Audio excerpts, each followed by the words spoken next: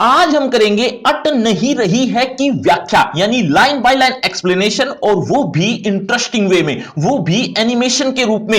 ये कविता लिखी है सूर्यकांत त्रिपाठी निराला के द्वारा। आज हम इसकी लाइन बाय लाइन एक्सप्लेनेशन ही नहीं करेंगे, साथ ही साथ इसके एक्सरसाइज क्वेश्चन, इसके इंपॉर्टेंट क्वेश्चन, इसके एमसीक्यू टाइप क्वेश्चन, ये सारी चीजें हम इसी वीडियो में बात करने वाले हैं। और एक बोनस बात भी बता देता हूं, इसी वीडियो में हम इसी का दूसरा पार्ट उत्साह के बारे में भी हम इसी वीडियो में बात करेंगे। तो आज हमारे साथ बने रहिए। तो आइए शुरू करते हैं। नमस्ते, मेरा नाम आशीष है। देखो बच्चों, अट नहीं रही है इस कविता की व्याख्या करने से पहले हम इसकी समरी के बारे में बात करेंगे शॉर्ट में, उसके बाद लाइन बाय लाइन एक्सप्लेनेशन। इस पूरी कविता में कवि ने फागुन मास की सुंदरता का वर्णन किया है। फागुन मास क्या होता है? फागुन मास एक महीने का नाम है, यानी एक हिंदू कैलेंडर के हिसाब से अगर देखा जाए तो फागुन मास फरवरी मार्च के महीने में आता है। तो फरवरी मार्च के महीने में आपने देखा होगा वसंत ऋतु होती है, और वसंत ऋतु में चारों तरफ हरियाली ही हरियाली होती है, और फूल का खिलना क्या गजब होता है, यानी देखते ही बनता है। अब उसी सुंदरता के बारे में वर्णन करते हुए कवि ने इस कविता में बहुत कुछ बताया है। लेकिन वो क्या बताया है, ध्यान से सुनो। कविता में बताया है कि फागुन मास के आने पर प्रकृति का जो शरीर है, प्रकृति का जो एरिया है, वो तो छोटा पड़ जाता है, और जो सुंदरता है वो इतनी ज्यादा मात्रा में होती है कि वो उसके अंदर समा ही नहीं पाती। समा नहीं पाती का मतलब क्या होता है, देखो सुनो। जैसे फॉर एग्जांपल, अगर हम 2 किलो की थैली ले लें, 2 किलो की थैली में अगर 5 किलो चीनी डाली जाए तो थैली का क्या बनेगा? आपके दिमाग में चल रहा होगा कि थैली फट जाएगी। नहीं, अरे फटेगी क्यों? थैली यहां है और ऊपर से चीनी डाली जा रही है या कुछ भी सामान डाला जा रहा है, तो ऊपर से जब डालेंगे तो 2 किलो 3 किलो तो आ जाएगी उस थैली के अंदर, जो चीनी है या सामान है। बाकी का जो सामान है वो बाहर पसर जाएगा या गिर जाएगा। तो गिर जाने के बाद अब उसको हम क्या कहेंगे? उसको हम कहेंगे कि वो थैली में समा नहीं रही है। क्या? वो चीनी या वो जो भी सामान था। अब ऐसे ही मान लो ये प्रकृति है, वो थैली जो 2 किलो की है, और सुंदरता हो गई बहुत ज्यादा मात्रा में, यानी 5 किलो लगा लो। तो अब उसको क्या कहेंगे कि प्रकृति में वो सुंदरता समा नहीं रही है। तो ऐसा ही वर्णन इस कविता में लिखा गया है। कहने का भाव आसान शब्दों में बताऊं तो कि सुंदरता इतनी ज्यादा है कि प्रकृति छोटी पड़ गई और सुंदरता ज्यादा हो गई है। देखो क्या कहते हैं कवि, अट नहीं रही है, इसका मतलब ही यही है, समा नहीं रही है। अट का मतलब समाना, तो समा नहीं रही है। देखो, अट नहीं रही है, आभा फागुन की तन सट नहीं रही है। अट का मतलब तो मैं पहले ही बता चुका हूं, समाना, और आभा का मतलब होता है चमक। इसके साथ साथ फागुन जो लिखा हुआ है ये एक महीने का नाम है जो फरवरी या मार्च में आता है, और तन का मतलब आपको पता है शरीर। ये तन किसका? ये प्रकृति का शरीर है, कोई इंसान शरीर नहीं। सट का मतलब भी अट के जैसे ही है, यानी समाना। तो दोनों का मतलब यही है, अट नहीं रही है, सट नहीं रही है। ऐसे और भी लाइन आएंगी जो जिनका मतलब सेम ही है। तो सट नहीं रही है, समा नहीं रही है। अब इसकी हिंदी सुनो। कवि कहते हैं कि जब फागुन का महीना आता है तो उसकी चमक, उसकी सुंदरता प्रकृति के शरीर पर समा नहीं रही है। मतलब प्रकृति छोटी पड़ गई और सुंदरता ज्यादा हो गई है। अट नहीं रही है, सट नहीं रही है, 2 बार आया, आप एक ही बार लिख देना, काफी है। कहीं सांस लेते हो, घर घर भर देते हो। अब इन 2 पंक्तियों में कवि ने क्या कहा? कवि कहते हैं फागुन मास को ही संबोधित किया है, मतलब फागुन मास को ही संबोधित करते पूरी कविता लिखी है। तो फागुन मास को कहते हैं कवि कि जब जब तुम सांस लेते हो, जब जब तुम आते हो, सांस लेने का मतलब जब तुम जीवित होते हो, जब आते हो, जब तुम्हारा आगमन होता है, तो फागुन मास जब आता है तब तब घर घर भर देते हो, हर घर में महक भर जाती। क्योंकि वसंत ऋतु होती है, और वसंत ऋतु में चारों तरफ हरियाली ही हरियाली, फूल ही फूल खिल रहे होते हैं।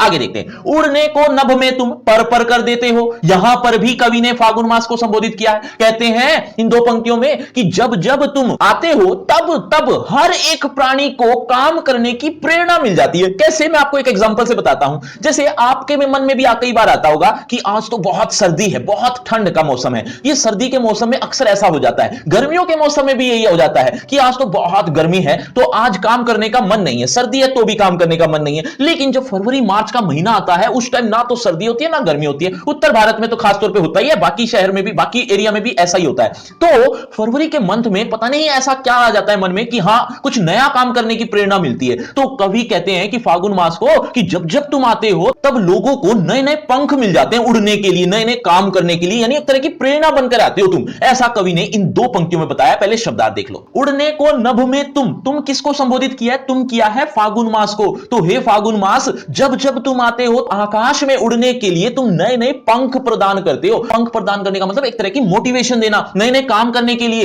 लोगों में एक नई नई प्रेरणा जागृत हो जाती है आपके आने पर, फागुन मास के आने पर। ऐसा इन दो पंक्तियों में बताया था। तो इस तरह से आप भी हिंदी लिख सकते हैं। अब आपसे एक प्रश्न, मैंने अभी थोड़ी देर पहले आभा का मतलब बताया था, क्या बताया था? एक बार जल्दी से कमेंट बॉक्स में जवाब दीजिए। देखना चाहता हूं कितने बच्चे मेरी बातें ध्यान से सुन रहे हैं। आगे देखिए, आंख हटाता हूं तो हट नहीं रही है। अब इन दो पंक्तियों का मतलब तो आप पढ़ते हुए समझ ही गए होंगे। इन दो पंक्तियों में कवि ने कहा कि जब भी मैं इस प्रकृति की सुंदरता को देखता हूं तो मनमोहक रूप से इतना आकर्षित हो जाता हूं कि जितना चाहे मैं अपनी आंख हटाना चाहूं लेकिन मैं हटा नहीं पाता हूं। मतलब कवि कहते हैं कि चाह कर भी मैं आंख हटाना भी चाहूं तो भी मैं अपनी आंख हटा नहीं पा रहा हूं। बस इन दो पंक्तियों में इतना ही था। पत्तों से लदी डाल, कहीं हरी कहीं लाल। अब इन दो पंक्तियों का मतलब भी काफी हद तक आप समझ गए होंगे। अब एक बार वर्ड टू वर्ड भी देख लो। पत्तों से लदी डाल, डाल का मतलब होता है टहनी यानी ब्रांचेस। तो जब जब फागुन मास आता है तो पत्तों से लद जाती है क्या?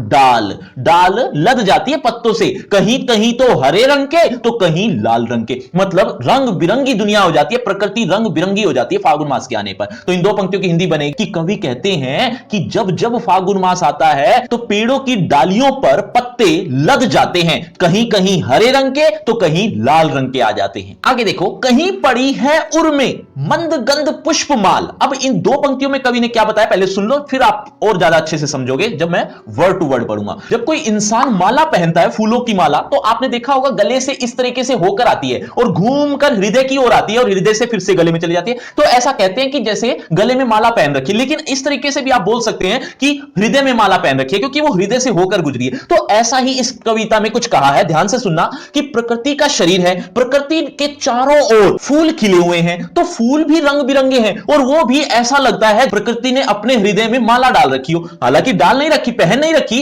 वो तो खिले हुए हैं, लेकिन कवि ने कुछ इस भाषा में बताया जैसे प्रकृति ने गले में माला पहन रखी हो। वही इन दो पंक्तियों में लिखा हुआ है। देखो शब्दार्थ पहले, कहीं पड़ी है उर। उर का मतलब होता है हृदय, इसको आप हमेशा के लिए याद रख लो, बार बार आता है उर। उर के बाद आया हुआ है मंद। मंद का मतलब है धीमी और गंध का मतलब तो खुशबू होता है, आप जानते हैं। पुष्प का मतलब होता है फूलों की और माल मतलब यहां पर माला है, तो फूलों की माला इकट्ठा इस तरह से बन जाएगा। तो कवि इन दो पंक्तियों में क्या कहते हैं? कवि कहते हैं कि प्रकृति के हृदय में चारों तरफ फूल खिले हुए हैं, तो ऐसा लग रहा है मानो प्रकृति ने कहीं पड़ी है उर में, कहीं ऐसा लग रहा है जैसे हृदय में मंद गंध फूलों की माला डाल रखी हो। ऐसे फूलों की माला जिसकी मंद मंद गंध है यानी खुशबू है। बच्चों कुछ समझ में भी आ रहा है या नहीं? अगर आ रहा है तो एक क्वेश्चन का और जवाब दो। अभी मैंने थोड़ी देर पहले हरे और लाल रंग की बात की थी, वो क्या थे हरे और लाल? देखते हैं कितने बच्चे मेरी बातें अच्छे से सुन पा रहे हैं और समझ पा रहे हैं। आगे देखो, पाट पाट शोभा श्री, पट नहीं रही है। पट नहीं रही है का मतलब वही है, समा नहीं रही है, जो मैंने पहले ही बता दिया था। इन दो पंक्तियों में भी वही बता रखा है जो पहली दो पंक्तियों में बता रखा था, बस शब्द बदल गए, बाकी सब कुछ वही है। इन दो पंक्तियों में भी यही लिखा है। कवि कहते हैं कि जब फागुन मास आता है तो हर जगह इतनी सुंदरता फैल जाती है कि वो प्रकृति में समा नहीं पाती है। देखो क्या हिंदी बनेगी इसकी, पाट पाट, पाट का मतलब होता है जगह, हर जगह, पाट पाट का मतलब हर जगह। शोभाश्री का मतलब होता है सुंदरता, पट नहीं रही है का मैं पहले ही बता चुका हूं, समा नहीं रही है। कवि कहते हैं कि हर जगह इतनी सुंदरता हो गई है कि वो प्रकृति में समा नहीं रही है। जब जब फागुन मास आता है तो सुंदरता बढ़ जाती है। बच्चों कोई भी बात समझ में नहीं आ रही तो कमेंट करके पूछ भी सकते हो। बच्चों अब आपका होगा इसी कविता से रिलेटेड एक छोटा सा टेस्ट, लेकिन उससे पहले यह बता देता हूं, आपको यह लग रहा होगा कि यह कविता खत्म हो गई है। नहीं, अभी यह कविता खत्म नहीं हुई है, आपको दिखाता हूं। देखो इस कविता की लाइन बाय लाइन एक्सप्लेनेशन पढ़ने के बाद काम खत्म नहीं हो जाता। इसके इंपॉर्टेंट क्वेश्चन, इसी कविता के exercise question, MCQ type question, और यहां तक कि आपको शायद व्याख्या भी चाहिए होगी, वो भी रिटन फॉर्म में यानी लिखित में, और उत्साह कविता, ये सारी चीजें जब आप पढ़ लो, समझ लो, तब आप मान लेना कि हमें अच्छी तरह से ये कविता आ गई है। लेकिन ये सारी चीजें मिलेंगी कहां? ये सारी चीजें आपको एक ही लिंक पर मिलेंगी जिसका नाम है free crash course for 10th class. बिल्कुल फ्री है, उसका लिंक डिस्क्रिप्शन बॉक्स में। आपको ये सारी चीजें इस तरीके से जैसे आप देख रहे हो आपको मिल जाएंगी। अब आपका होगा एक छोटा सा टेस्ट, देखते हैं आपके इस टेस्ट में कितने मार्क्स आते हैं। ये टेस्ट एमसीक्यू के रूप में होगा, अट नहीं रही है से संबंधित होगा। अगर आपने इस कविता को अच्छे से समझा है, पढ़ा है, तो देखें जरा किसने कितना पढ़ा। पहला प्रश्न आपके स्क्रीन पर यह रहा, अट नहीं रही है। कविता में कवि ने किस मास का वर्णन किया है? बच्चों हर प्रश्न के बाद आपको 5 सेकंड मिलेंगे आंसर देने के लिए। आप अपना आंसर कमेंट करते रहना, देखना चाहता हूं किसके कितने आंसर ठीक हुए। देखो अट नहीं रही है, कविता में कवि ने किस मास का वर्णन किया है? ऑप्शन ए फागुन मास का, ऑप्शन बी कार्तिक मास का, ऑप्शन सी सावन मास का, ऑप्शन डी आषाढ़ मास का। आपके 5 सेकंड 5 4 3 2 1 0। सही उत्तर है ऑप्शन ए फागुन मास का। चलिए अगले प्रश्न की तरफ। अगला प्रश्न, फागुन मास के आते ही वृक्ष कैसे लगने लगते हैं? आपके ऑप्शन आपकी स्क्रीन पर ये रहे। ए हरे भरे, ऑप्शन बी पीले पीले, ऑप्शन सी सूखे सूखे, ऑप्शन डी पत्र विहीन। 5 4 3 2 1 0। सही उत्तर है ऑप्शन ए हरे भरे। चलिए अगले प्रश्न की तरफ। अगला प्रश्न, अट नहीं रही है कविता के कवि का क्या नाम है? Option A Jaishankar Prasad, option B Tulsidas, option C Mahadevi Verma, option D Suryakant Tripathi Nirala. 5 4 3 2 1 0। सही उत्तर है ऑप्शन डी सूर्यकांत त्रिपाठी निराला। चलिए अगले प्रश्न की तरफ। अगला प्रश्न, कवि के अनुसार क्या अट नहीं रही है? ऑप्शन ए धूप, ऑप्शन बी फागुन की प्राकृतिक छटा, ऑप्शन सी प्रसन्नता, ऑप्शन डी सुगंध।